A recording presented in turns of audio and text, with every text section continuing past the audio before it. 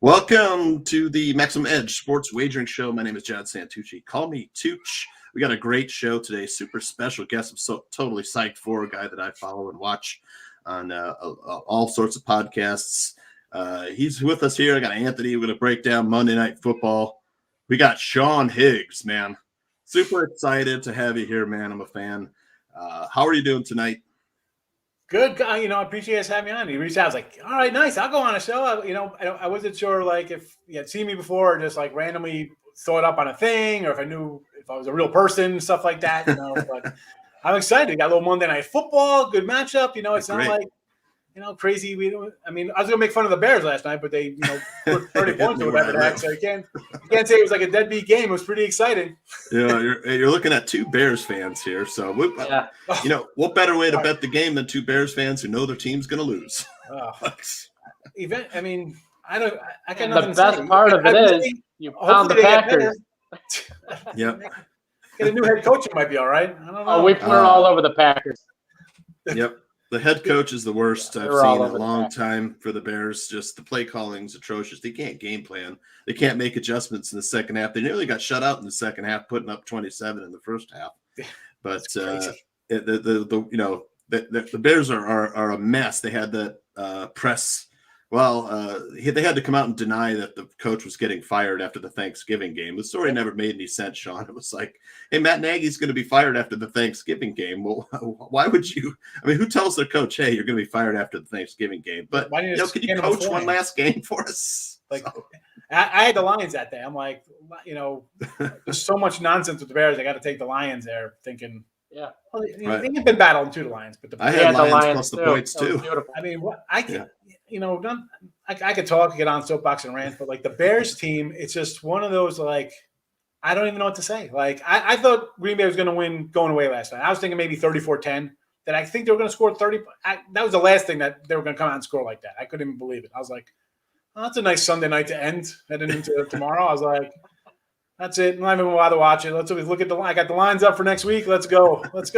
Week 15 or whatever we're on. Can we ask you which football team you follow or grew up with as a fan? Cowboys, believe it or not. I'm a Cowboy guy. Wow.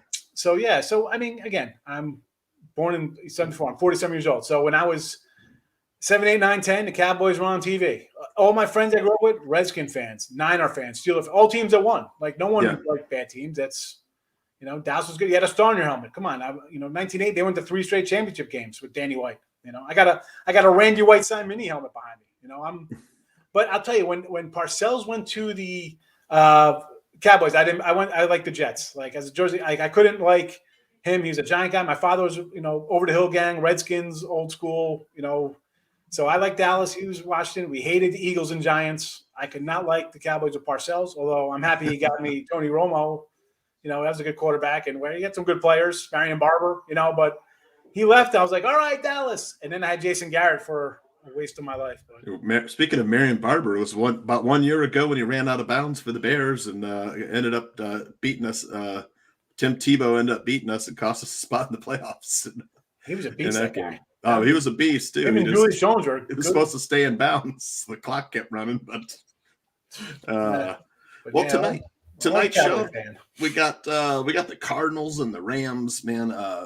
We got Matt Stafford and Kyler Murray's back, and of course they announced just recently Jalen Ramsey will be out because of illness. I assume COVID. I don't know for sure. How much does that affect your thoughts on this game? With Ramsey, their best cover man being out, probably would have been matched up against DeAndre Hopkins. Yeah, it definitely. Obviously, you lose your best guy. He's pretty good.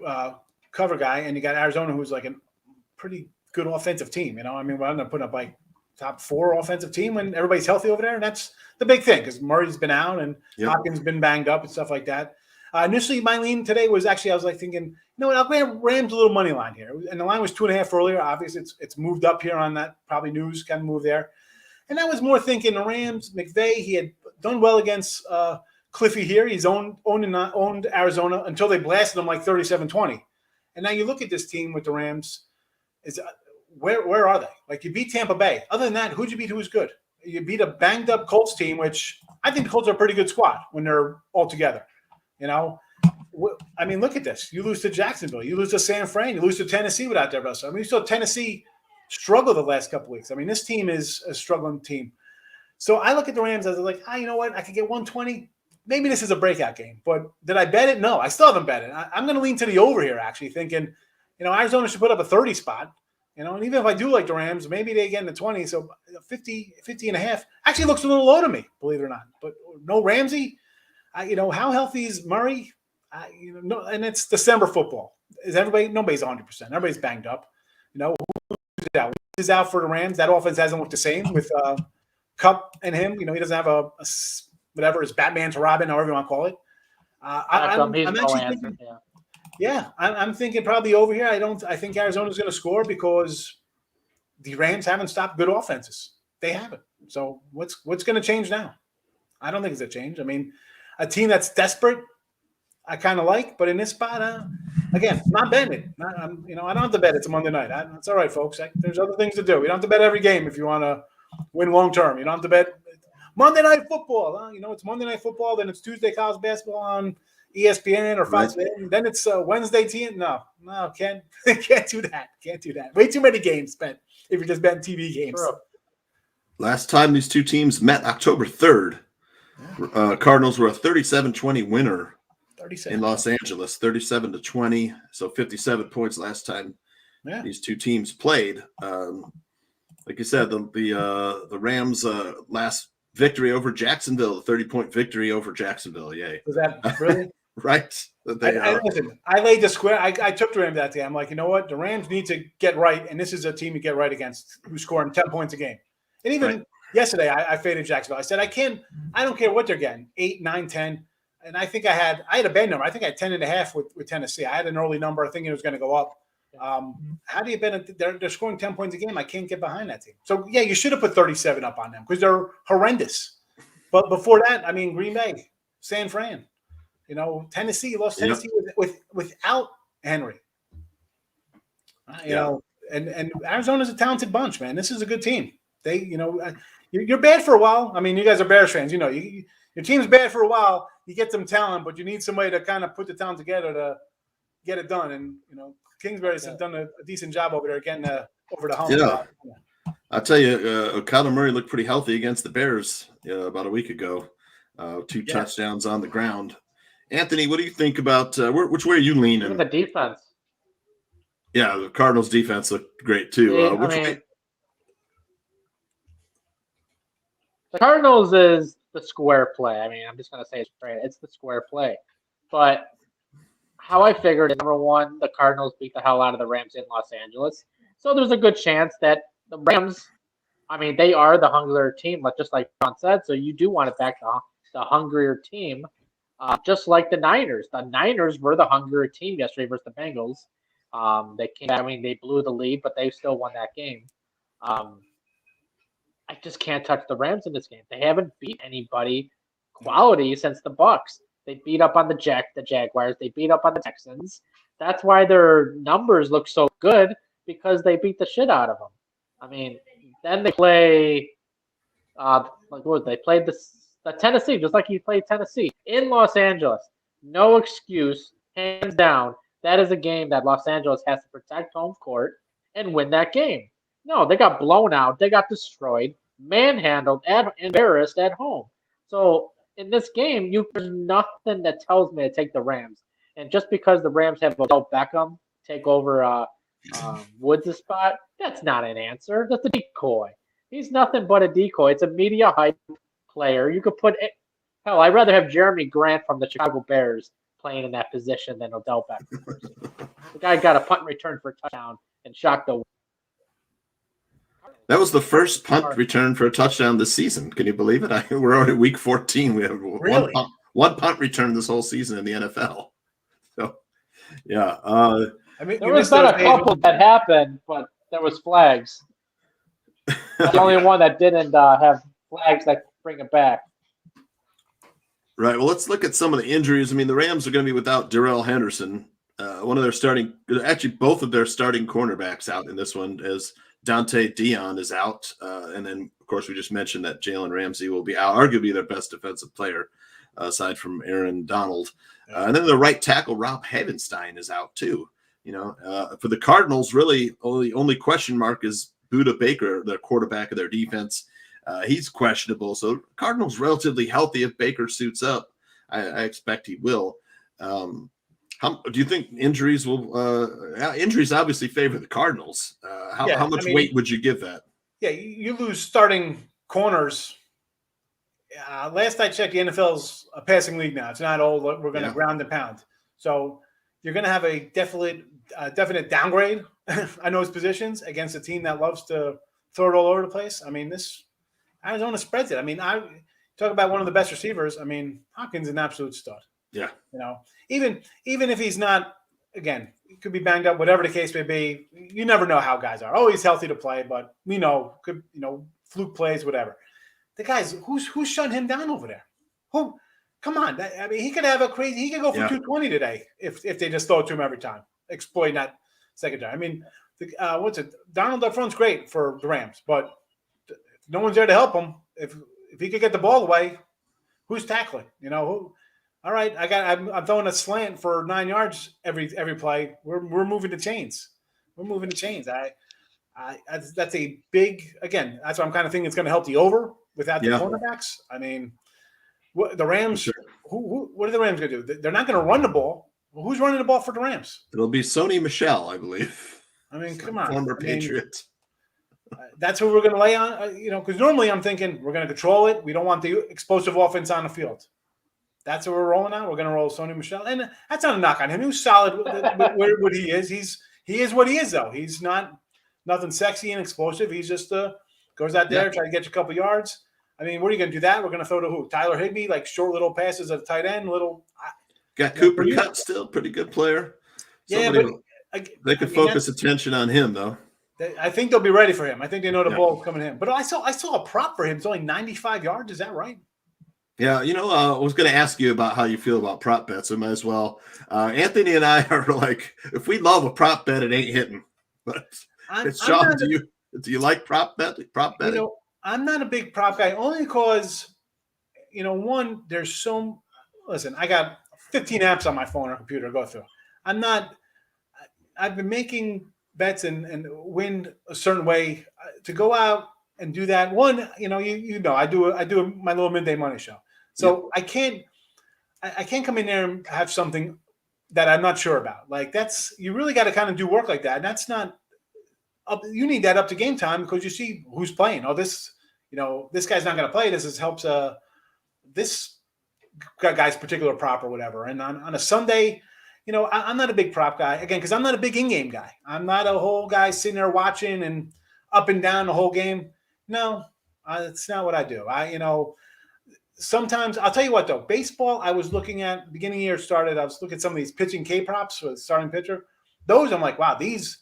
I hate saying things look easy or locks. Yeah, but man, these are actually kind of hitting all the time. Because people come and chat. Who do you like in a K prop today? Pitching. I said, you know what? I didn't even look, guys. I said I'm in the process of moving. I said I can't come in here and throw some half-ass answer. I can't do that. Who you want to come in and a guy doesn't know? I didn't know what I was talking about. I'm not looking at it. I can't tell you who's pitching or stuff like that. I'm not, but now I said, looking at those as the season goes on, you kind of build up onto those things. So going forward, I'm more settled in a new spot now. So I'll maybe look more into pitching. I like baseball, betting on baseball. But NFL, again, this is something I'm going to have to look at. I don't just fly into saying, let's take props, but I look at them sometimes, or I've seen people post them up. I look at them like, that's interesting. I saw the Cooper Kupp was 95 yards. I'm like, wow, for a guy who's just got over 1,000 yards receiving already, that seems kind of low. You think, who are they throwing to on that team?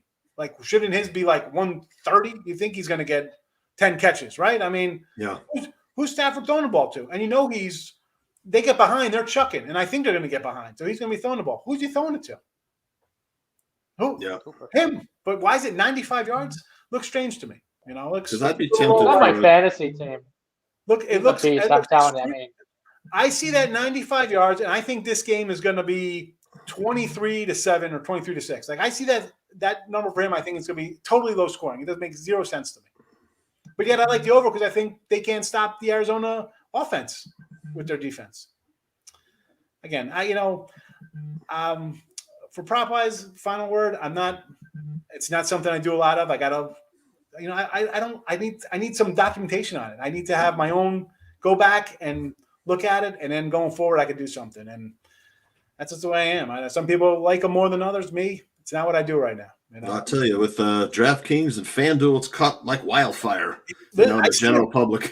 I see them. I see those things come up. Oh, we got the booster, this and that. Yeah. And I'll tell you what, I tell people, whenever you see that booster, whatever's the booster, it's opposite. That is a money winner. They want you to take that. Every time I see that, and someone actually was documenting it, and they had lost like 13 in a row on the booster. Yeah. Yep. Or baseball during baseball season. I'm like, oh, this is easy money.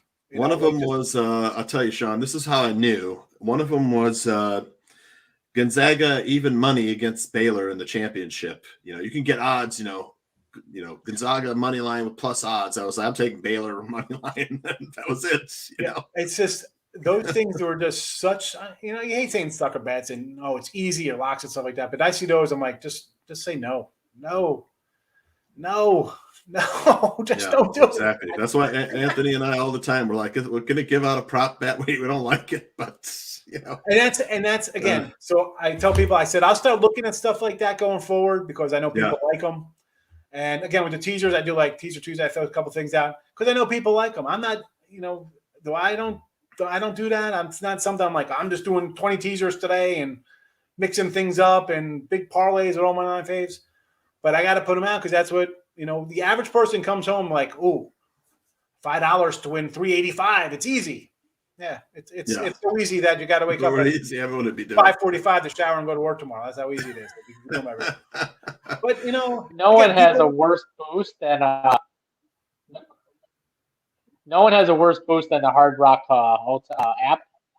Like I saw a couple weeks ago, they had these 3 players to get 2 touchdowns each, plus 800. I'm saying to myself, plus 800. If you do them individually and parlay them, it actually comes out to be more money. What kind of boost is that? Yeah. Who the hell would take this bet? But again, people who aren't money like number savvy, and they just see that and be like, oh, $800, 800. They see the number and be like, okay, that's fine. Have fun. If you're trying to make money, that's And I'm not saying you can't, but the average person isn't disciplined enough to do that. They'll keep coming in every day. I mean, listen, I'm sure you guys get I get a random message from a follower every once in a while, or what do you got tonight? I got to bail out. Like, what? Go to sleep. It's 11 o'clock. Stop it. There's always tomorrow. Stop. I mean, I don't. And I was there. I used to, back in the day, had the whack games on Thursday night. ESPN used to have it wasn't even on TV. Yeah. There'd be a crazy whack game on a Thursday, like San Jose State. I remember, or maybe it was Friday Night Football back in the 90s. I don't remember.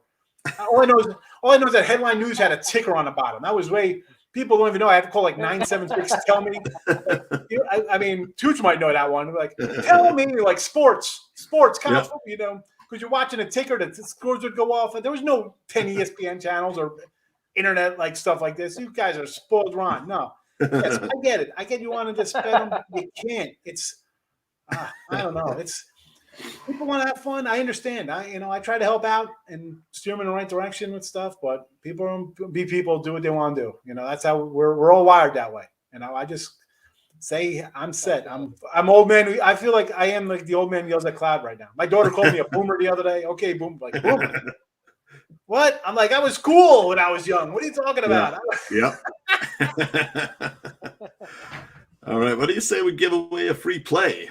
Anthony, Sean, we got a free play loaded. Are we ready to go? All right. 1 second here. We're going to roll it out. Yep. All ready to go.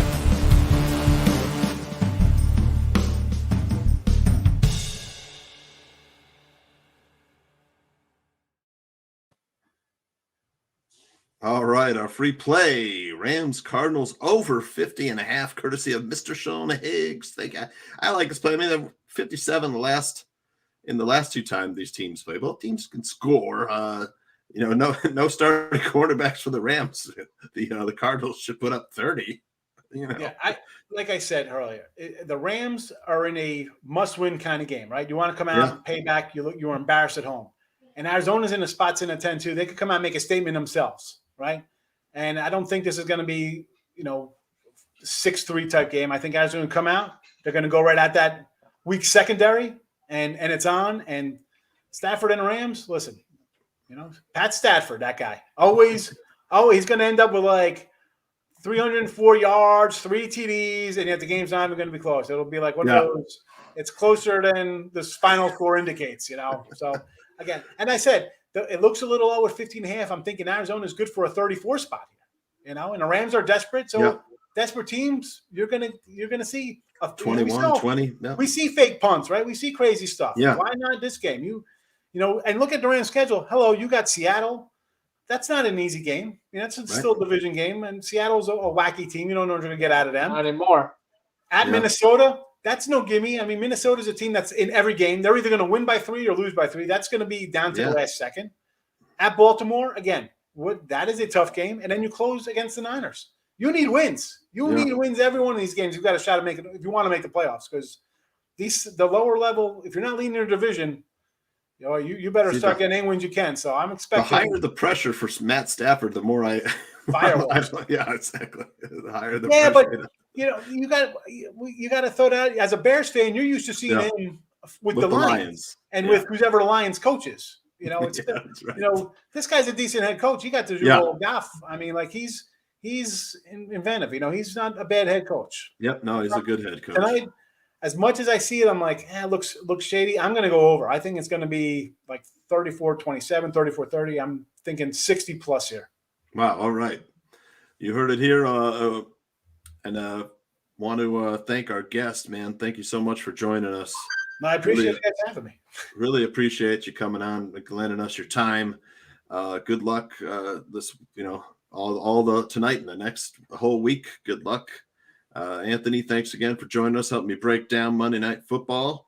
And we will see you. We're back Thursday Night Football, right, Anthony? Back Thursday night, breaking down Thursday night. All right. You got that 3 early. 3 early. It's already bumped up a little bit. You heard it here. Right on. Thank you, Sean. Again, thank you, man. Thanks for having me, guys. All right. Good night. And I'm the team captain. He's the preview, and I'm the main attraction. Unstoppable, unconquerable, on top of the world, accomplishing the impossible. Unstoppable, unconquerable, on top of the world, accomplishing the impossible. Invincible hustle, mighty desire to conspire, to transpire, to be higher.